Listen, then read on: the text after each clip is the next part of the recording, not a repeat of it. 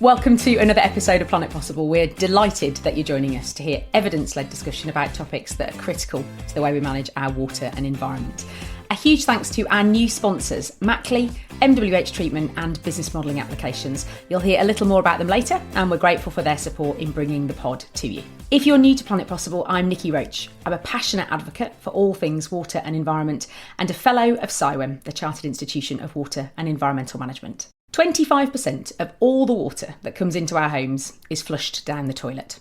And by 2050, we're going to need an extra 5 billion litres of water a day in the UK. So in today's episode, we're going to explore how harvesting rainwater and using it in our homes could be part of the solution to closing the 5 billion litre gap. We'll be hearing from George Warren, Integrated Water Manager at Anglian Water, who's working on a project to explore what's possible. And to help us navigate this topic, I'm joined by Tom Chance, the CEO of the Community Land Trust Network, who work to mainstream the community ownership of land for affordable housing. Tom has spent his career working in housing and planning policy, and given that amongst all the challenges we face for water in the UK, we also have a target of building 1.5 million new homes in the next 5 years, I'm really looking forward to hearing Tom's views on the role of rainwater harvesting. So Tom, welcome to Planet Possible. It's wonderful to have you with us. Thanks, Niki. Lovely to be here. So let's start by thinking about the scale of some of those future water challenges in relation to building new homes. What's the view of community land trusts about water? Well, we asked our members this recently, and we found that on the whole, communities aren't really thinking about water very much. They're thinking about the affordability, they're thinking about local design, they're thinking about carbon, nature.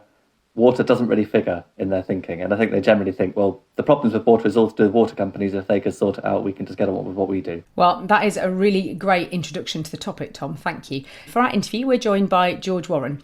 George is the Integrated Water Manager for Anglian Water and an environmental engineer with over 20 years of sustainable water management experience here in the UK and in Australia. He's currently working on the innovative Enabling Water Smart Communities project, which explores the relationship between water management, community engagement and housing development. So let's hear George's views on the role of rainwater harvesting in the development of new homes. George, welcome to Planet Possible. It's great to have you with us. Thank you, Niki. It's lovely to be here. So let's start with a bit of context. You are the Integrated Water Manager for Anglian Water in the UK. So when a water company talks about integrated water management, what do you mean in practice? I think we see our integrated water management as trying to join the dots between our wastewater part of the business, our water resources part of the business and environmental programme. Looking at it in a more holistic manner, taking those opportunities that may sit a little bit further down the list of prioritisation when looked at through a single lens and trying to boost them up to point out the multiple benefits that could be derived through certain solutions. What are some of those gaps that you're looking to close? What are you trying to work on and improve? If I take an example of water reuse, so rainwater harvesting as an example, for millennia we've seen rainwater as being a source of water, but we've typically done it on major scale. What I'm looking at is potentially how can we capture rainwater at the source, where it falls, and potentially utilise that as a resource, whether that's for the flushing of toilets, for the irrigating of plants and the likes, or for instance, final effluent reuse, another type of reuse, but taking the water that is treated at our wastewater treatment works, that's legally discharged, important to say, legally discharged into the water bodies. There is an opportunity there. There's a very good source of water that could be used within that locality for the use of, say, irrigation of golf courses or data centre cooling or the likes. So looking at those kind of opportunities around reuse and how we might be able to join the dots where it might be a wastewater issue and how we could potentially utilise what is otherwise a problematic water to be one of a resource. So those are sort of two key areas that I'm looking at right now. And I know that we're going to talk about reuse later on this year, so we'll maybe park that one for now, but it's a fascinating topic. So let's think a little bit about rainwater, something that, as you know, is a topic close to my heart, certainly. The UK government's got really ambitious housing target, looking to build 1.5 million new homes in the next 5 years. And also we hear a lot about very ambitious targets for economic growth. I know that you're part of a really innovative project that aims to enable water smart communities. So tell me a bit about what that means and I guess how that fits into some of those wider UK ambitions for growth. We're working on a project called Enabling Water Smart Communities. which is led by Anglian Water, but partnership with likes of United Utilities, Thames Water, CIWEM, academic partners in the University of Manchester, UEA, and Arup as a principal delivery partner. We're looking at trying to break down the barriers to integrated water management in new residential development. We kind of identified what those barriers are. In fact, there's 65 of them that we identified as needing to be enabled, and we're setting about trying to address a large number of those. One of those, during this project, this started best part of 3 years ago. I have to admit, a lot of these issues that we're now facing probably weren't right at the front of the pages of the newspapers. And now we're starting to really see traction. So we've done a lovely piece of work by Public First around an economic analysis, which identified just in the south and east alone that water scarcity is such an issue that actually we would see £25 billion worth of lost revenue within this government as a result of water shortages. So just delays in housing growth potential there.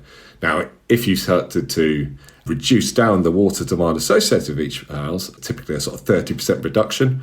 And I guess if we're talking water industry speak, that would be down to a kind of an 80 litre per person per day usage. Then actually you can recoup about £20 billion worth of that lost revenue and deliver the majority of the housing that otherwise wouldn't be delivered through that. And that's, I think, is a really stark issue and something that we're pretty proud of, because I think that really starts to get people to notice that actually we do need to start thinking about how we manage that water resource demand associated with these new houses.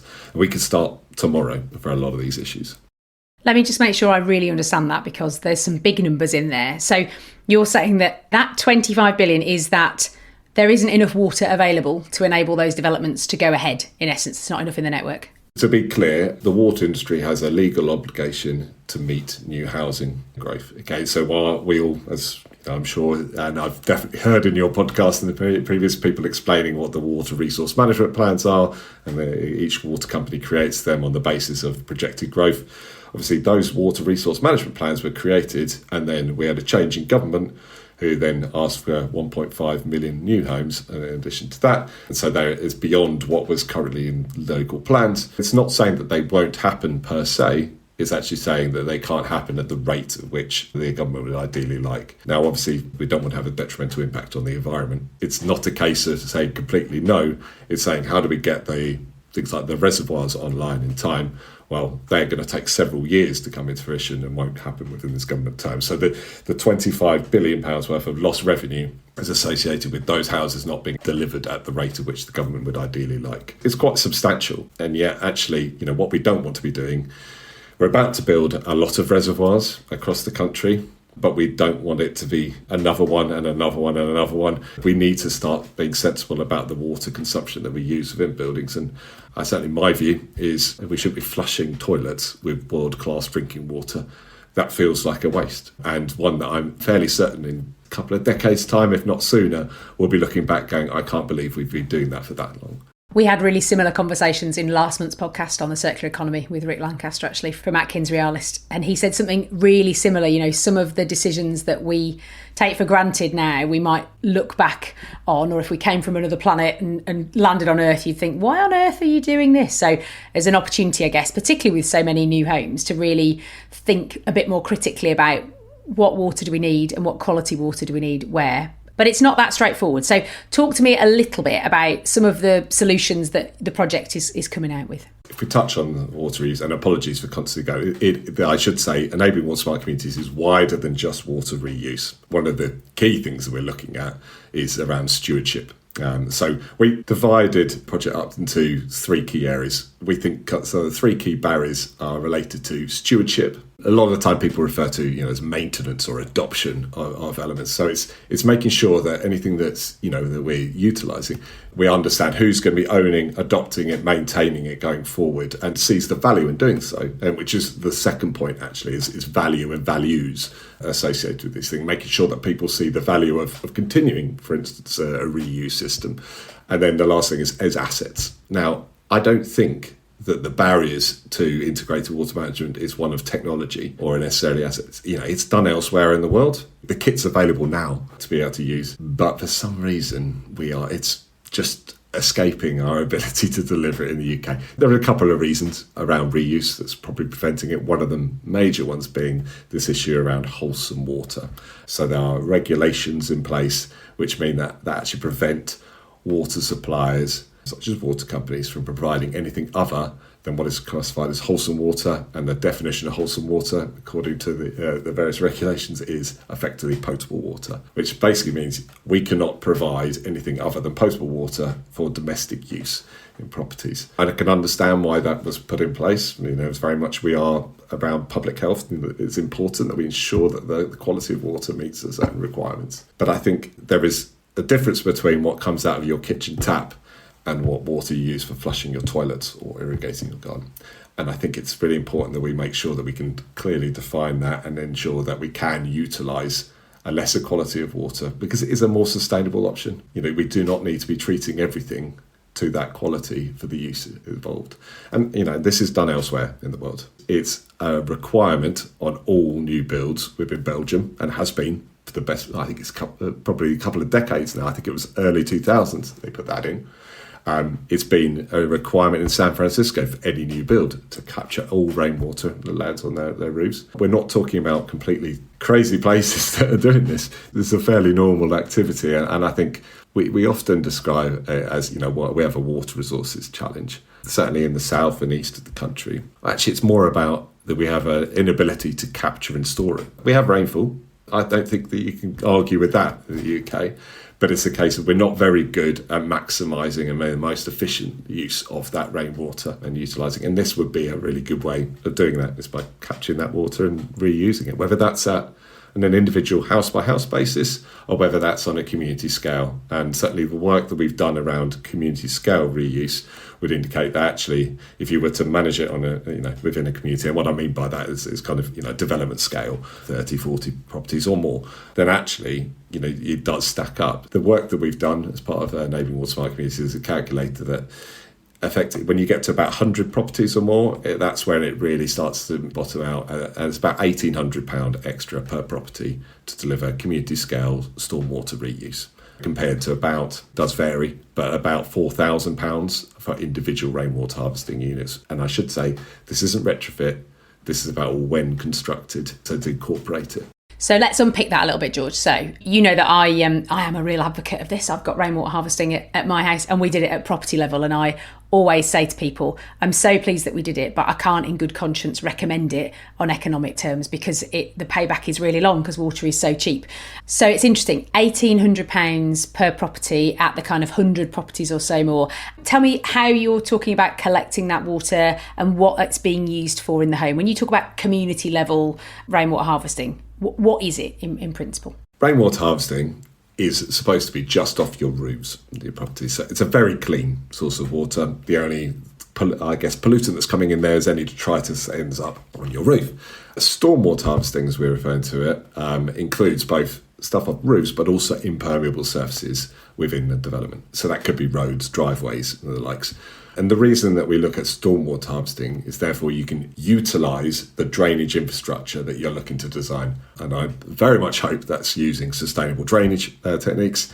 So you could actually, almost have your suds train that's helping to treat it and maximise the benefits of blue-green infrastructure in that regard. And then at that final point, that attenuation, actually utilise that as storage to then feed that non-potable water supply subject to additional treatment. And actually there's greater efficiencies that can be made there. That £1,800 per property actually assumes that you're having to build in a large new storage tank. If you were to piggyback off the suds and you maximise the design of the suds, then actually you could see that reduced further. I mean, stormwater harvesting will have the potential for other nasties to get in there.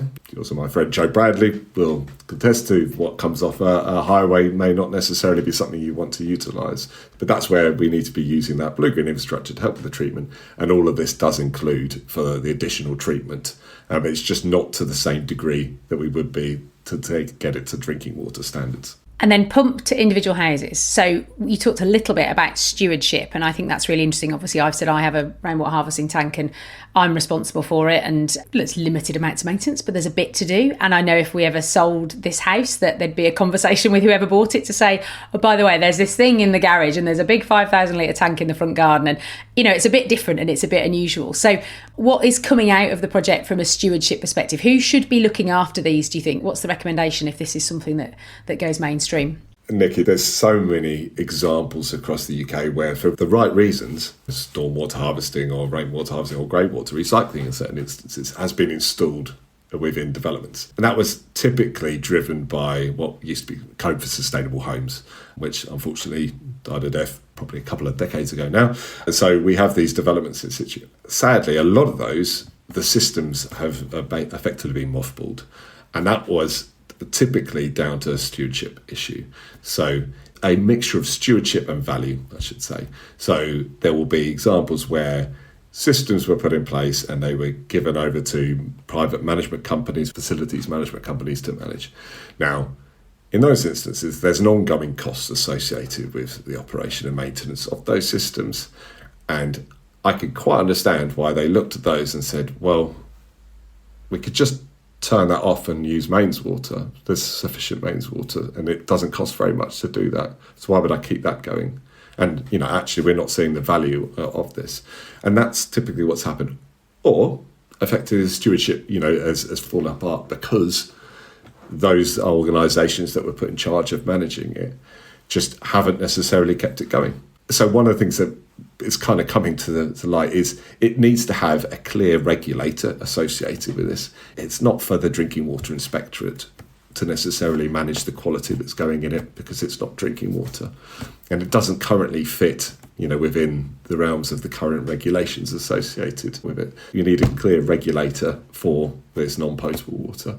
And then to go from there, it feels as though with the water industry, and I appreciate I may well say this from the water industry, but it feels like the water utility industry could be the right people to manage it and take that on. If I was to have a property in one of these developments, I would certainly just want to be paying one bill. I just want to deal with one. And what quality it is, that's for you to worry about. I just want to make sure that when I go to flush my toilet, it flushes. And when I turn on my tap, it's running with water. That's the approach that we need to be taking.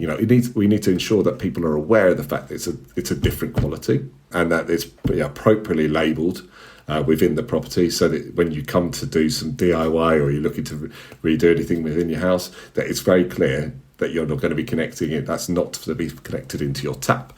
But I think it is a case of just delivering them with an alternative supply is often the best scenario. It does look like a water company would be the right, and I should say water company or NAV, non-appointed variation, could be that. We are looking at the minute and doing a whole life costings piece around water reuse. And in order to do that, obviously, we need to understand what the operational costs are. Now, obviously, that varies depending on who's adopting and owning and adopting it. So we're trying to identify 3 kind of key stewardship models to then take that through to get the operational costs. And that's something we're working on over the next couple of months, and hopefully we'll come up with some useful data, and then also going to then compare that to conventional supply in terms of cost of operating and conventional supply in terms of the carbon associated with doing that, to actually see, is it the more sustainable option? I think I stated early on in this conversation that I think it is the most sustainable option, but actually, I need to be able to challenge that. That's my view at the present time. Let's see actually whether it stacks up, compared to future supplies. BMA is a next-gen AI decision intelligence software company. Their cloud-based platform, Decisio, redefines how water and energy companies approach their infrastructure planning to make better, faster and more connected critical decisions, simultaneously achieving net zero, resilience and financial sustainability.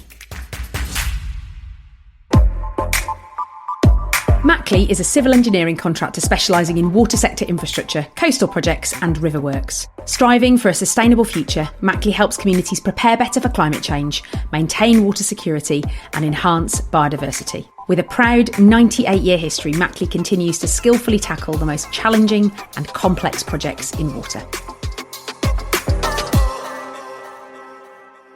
You talked a bit about value, and I think you need to be able to understand all of those metrics, don't you? So actually the financial cost, but also what's the cost of carbon?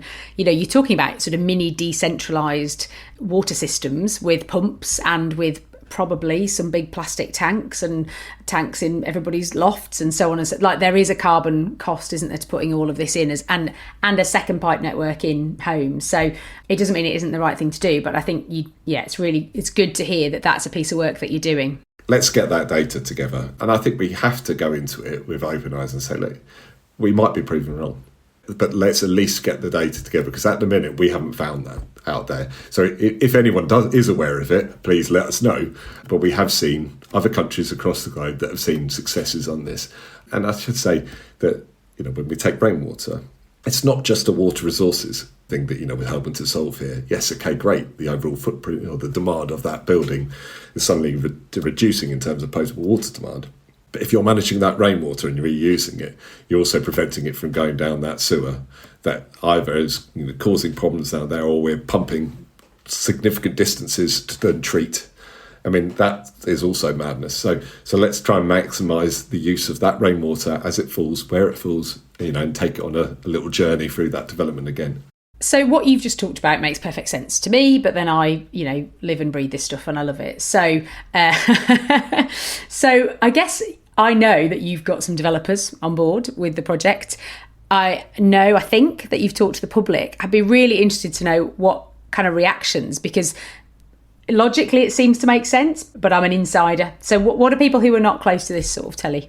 We did do a public survey. It was an online survey where we interviewed over 4,000 UK residents. We also then did a deep dive in a particular town, it happened to be Colchester, where we interviewed over 100 people there face to face to get a little bit more detail.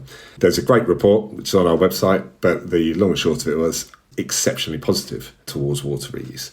Now, it does vary depending on the source. Rainwater, very much pro it.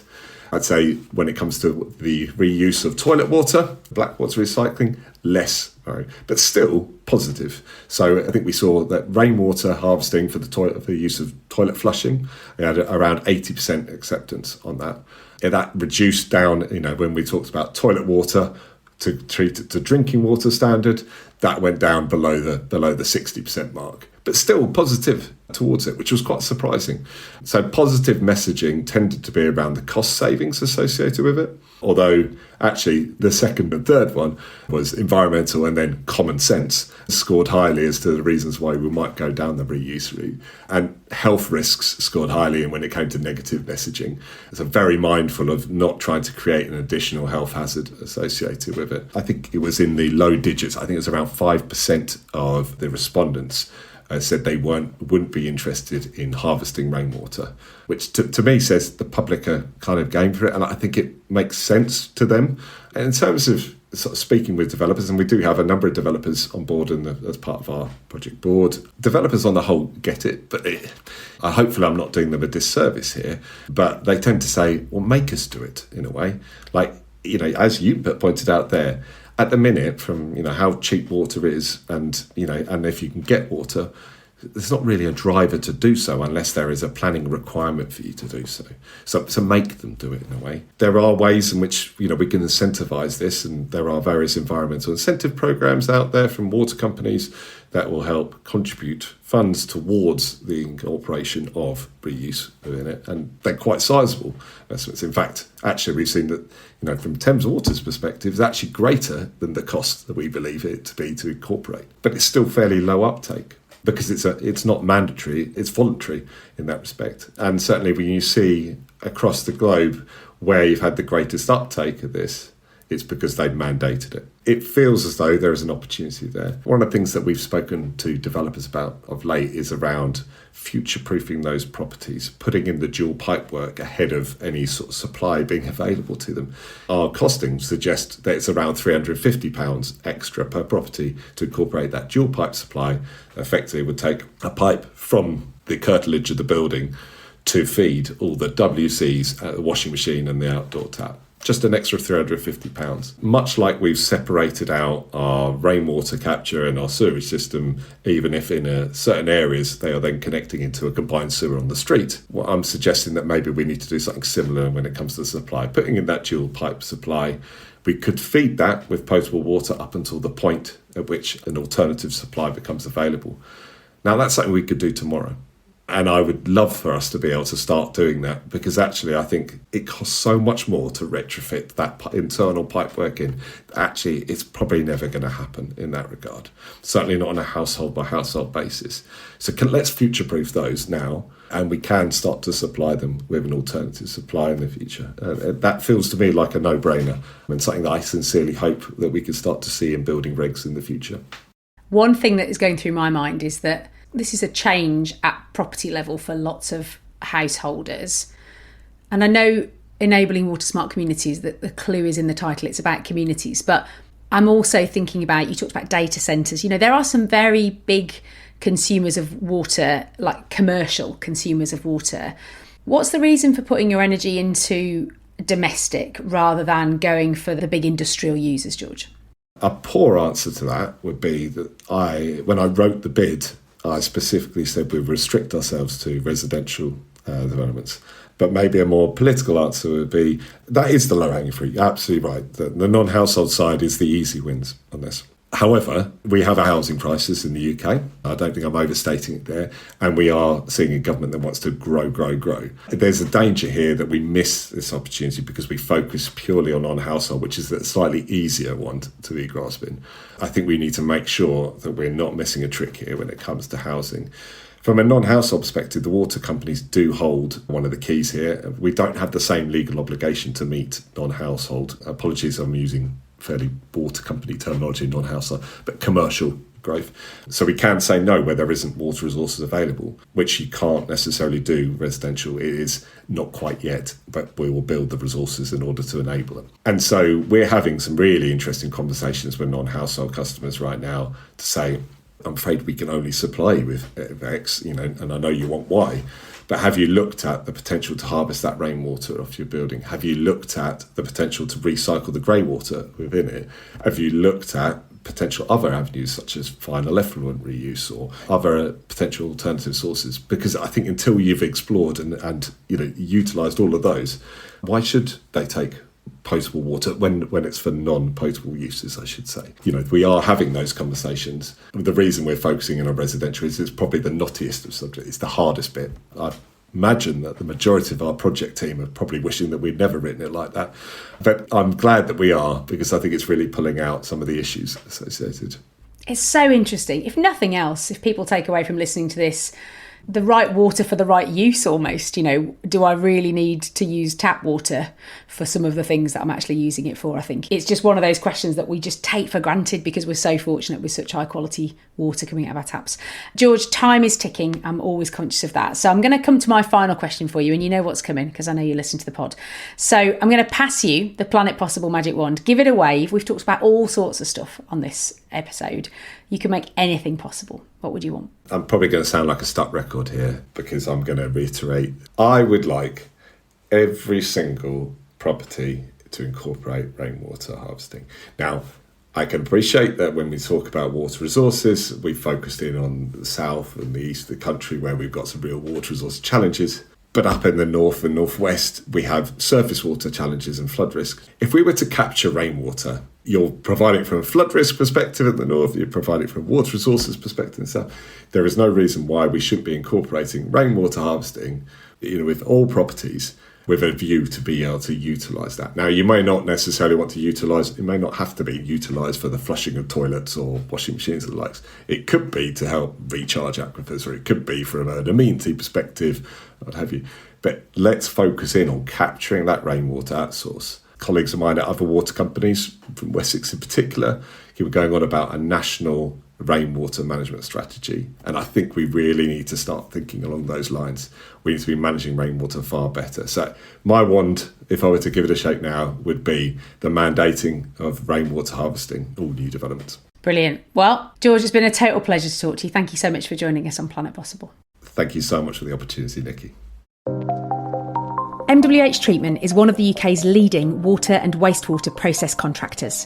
MWH offers a truly integrated design and build service that's uniquely dedicated to the water industry. With an innovative and future-facing approach, everything MWH does is guided by its purpose to shape a better world. OK, Tom, so what are your initial reflections on the interview with George? The thing I felt was pretty interesting is the way that George framed his thinking as integrating across a whole range of different issues that bits of water companies or water systems might think about, and that, often from one person's siloed perspective, something seems quite unimportant, but when you step back and look at it across the range of issues that Anglian Water is dealing with, suddenly reuse has this huge importance.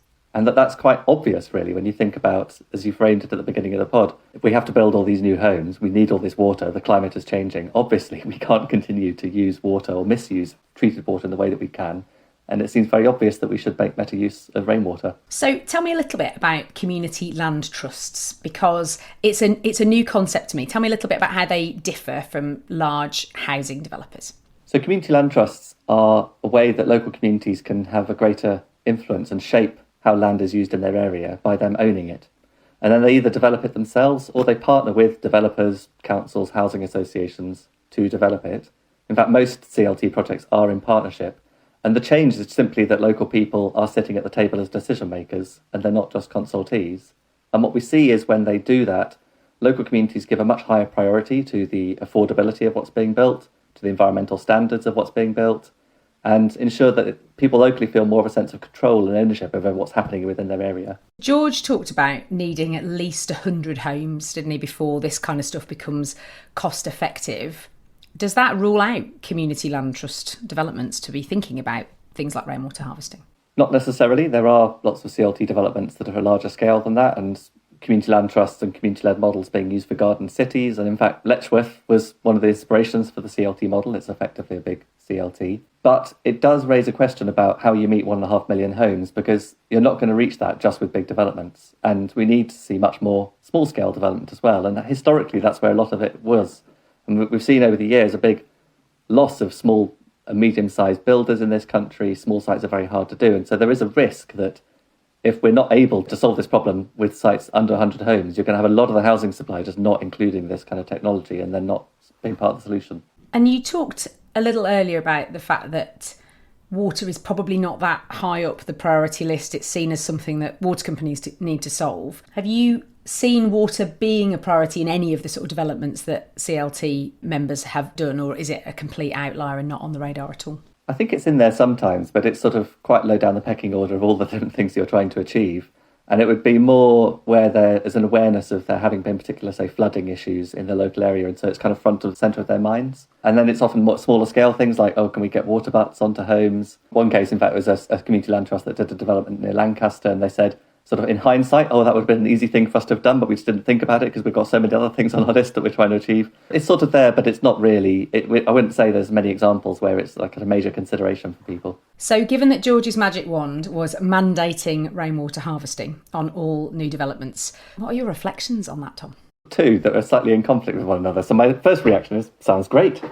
I don't think many community land trusts would object. I think it makes a lot of sense. It's kind of very easy to understand. And then particularly if you can then take that water at a community scale and do the kind of stormwater approach that he was describing, so you're not putting too much of burden on the people who are living in the homes, all sounds very sensible. But on the other hand, I think about all the other magic wands that your guests probably have, and it's how all these different things add up. And so how much is it going to cost to do that? And George cited figures, and you sort of think, that doesn't sound too much. But you start to add up, well, what about the same magic wand for people who are trying to ensure that habitat loss is mitigated or that you're improving it, or what about for energy efficiency? What about for providing for electric cars, active travel and so on? You add these things on and it starts to have a serious impact on the viability of projects. And I think that's a real puzzle and a real problem because community land trusts want to achieve high standards. They're not in the game of trying to water everything down to just not to confront these issues, but at the same time, it's got to stack up. I'm really interested in the affordability piece. One of the things that interests me about what your members and the network does is about creating affordable housing. So how does water stack up? Maybe help us break out of our water silo a little bit that I definitely find myself in sometimes. Where does water sit financially in the pecking order of the things you need to do when you build an affordable home on average? So it's not a big thing at the moment in comparison to some other costs. So we did a piece of work recently with the Housing Forum on the cost of building a home. Caveat, this is like trying to come up with an average for the country, which is obviously, so it's a sort of based on a typical 3-bed semi in the Midlands, was a sort of let's try and go there to give some sort of a benchmark. And just the physical construction cost of the home is about £133,000.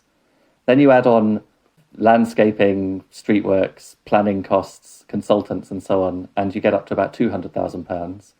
And then you start to account for, actually, you don't tend to often build homes on perfect greenfield sites with no problems. You know, if you're trying to build something in the city centre of Leeds, or you've got brownfield issues, you've got landscaping problems and so on. So what are the average abnormal costs you end up with? And that took it up to about £240,000. And that's already more than the new home is worth in about 60 local authority areas in the country. And then there are more environmental standards coming forward. So you've got biodiversity net gain, you've got the future home standard and so on. And they will potentially add another £10,000 to the cost of building a home. Of all of that, so there's the water savings incentive surcharge. That was estimated to be about £300. So 300 in the context of 240 to 250 doesn't sound very much. But it is the addition of lots of little things all begin to add up to quite a big thing. And then we have found if you're trying to do affordable housing, you can't win a bid on land. You can't compete with other people who are doing things that are less affordable.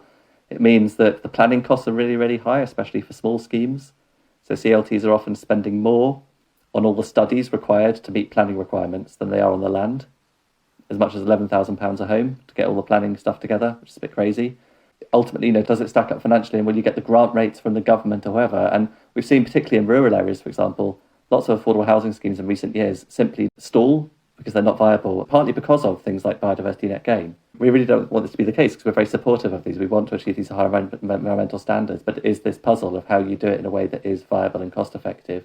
And I think some of the stuff that government is looking at with the planning and infrastructure bill to do with environmental levies, for example, is interesting, to try to do it in a more efficient and effective way rather than every development having to do all of this stuff at a site level. So it comes back to George's magic wand. Like, is site level rainwater harvesting the right solution? I'm not saying it isn't, but it's kind of an interesting question as to what are the most cost effective ways of trying to address these issues, and do they then add up to enough to meet the scale of the challenge? The more I do this podcast, the more I think about the size of our islands, if you like, and the challenges that we've got, competing priorities for resources and land. And we talk a lot about taking a place approach, don't we? And I just increasingly think that's got to be the way forward because it is so complicated. There are so many connections to think about. And if we think about our own little individual area of interest, we're going to have so many unintended consequences, I think, and there has to be a better way of solving some of these challenges. So it's really interesting to hear the costs as well, Tom, just more broadly. Actually, yeah, you might think water's a tiny one, and it is, but they all start to add up. I'm really interested in your model and sort of stewardship. So George talked a little bit about, who should own some of these assets and who should look after them. Are there any lessons that larger developers can learn from a sort of community land trust approach to stewardship, to owning assets or looking after those assets once they've been built? Yeah, we recently published some research that we did with our sister European network for CLTs and also Dark Matter Labs on community-led place stewardship. And we looked at some large-scale schemes that involve CLTs or similar sort of community structures. And all you're really doing is you're taking the current dominant approach, which is putting everything into a private management company, and you're putting it into a community land trust instead. So the community land trust owns these assets, and then the community is commissioning and working with different companies and providers to manage and look after assets. And ideally, the community land trust is not just sort of getting it at the end, but they're there at the start, commissioning, designing, working with the builders. And there's a really good example of this in Kennet Community Land Trust in East Cambridgeshire. It's part of a 500 home, not huge, but sizable development. They did the master planning with the landowner and the council. They sit on the development board overseeing the build out by Bellway Homes.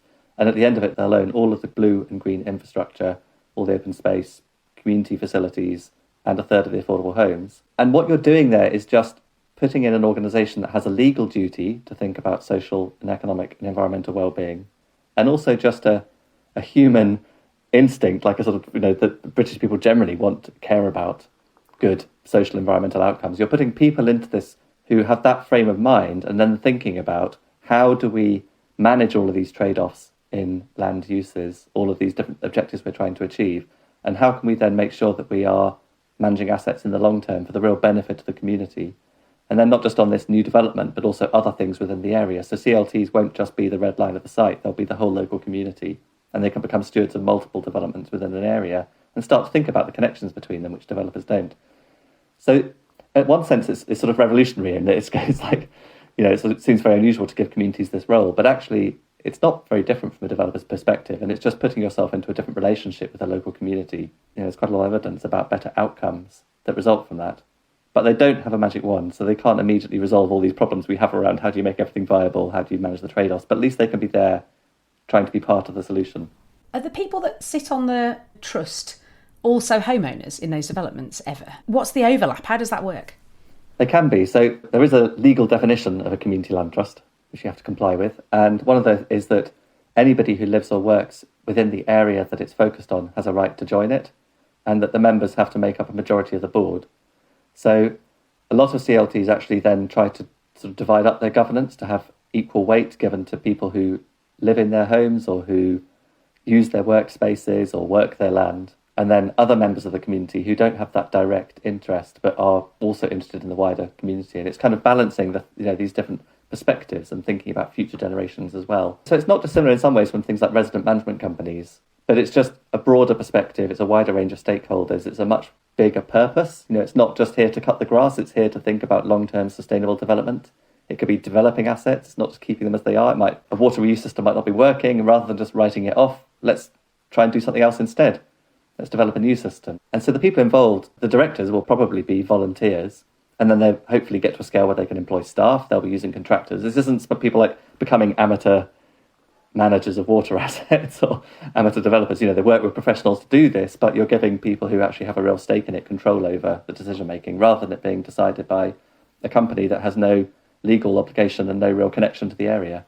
I'm delighted that we've had a bit of time to really understand it. Given, as you say, we've got 1.5 million new homes to build, they can't all come from major developers. So there's got to be alternatives. It's fascinating.